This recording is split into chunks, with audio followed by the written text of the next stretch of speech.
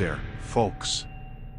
I ain't much of a writer, but some crazy stuff went down in our small town recently, and I reckon it's my duty to share it with y'all. So, let me spin you a yarn about what's been happening since that cursed artifact was dug up in our peaceful town. It all started innocently enough, just like any other day. Yesterday, the sun set behind the mountains, casting a warm glow on the peaceful lake. Ain't nothing unusual about that.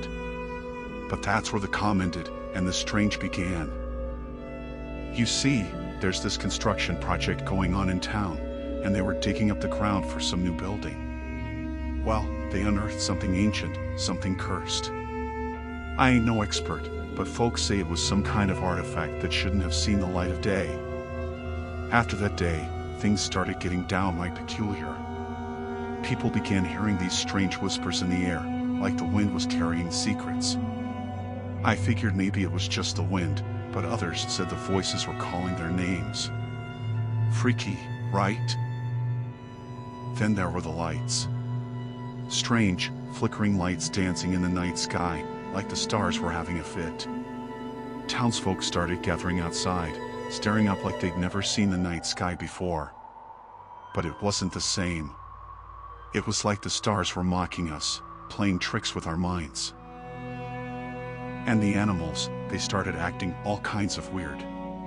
My old dog, Buster, usually the friendliest critter you'd ever meet, started growling at shadows. Cats hissing at empty spaces, horses spooked for no apparent reason. It was like they could sense something we couldn't. Now, you might think I'm spinning a tall tale, but this is the God's honest truth. The plants, too, started acting strange. Flowers blooming out of season, trees swaying without a breeze. It was like nature itself was rebelling against the presence of that cursed artifact. Things took a turn for the worse when folks started having these vivid dreams. Dreams so real, it felt like they were living another life. I had one myself trudging through the dense Amazon rainforest, the air thick with humidity and the scent of earthy soil. Strange creatures lurking in the shadows, their calls echoing in the dark. It felt like a warning, a glimpse into the otherworldly forces at play. The weirdest part, though, was waking up to find mud on my boots. Mud in the middle of my bedroom, like I'd been walking through that cursed rainforest in my sleep. I ain't one to sleepwalk, but there I was, with the evidence right there.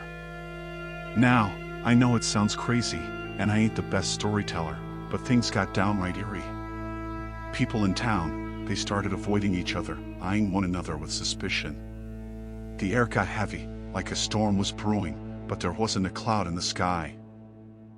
Last night, as the sun set, it felt different.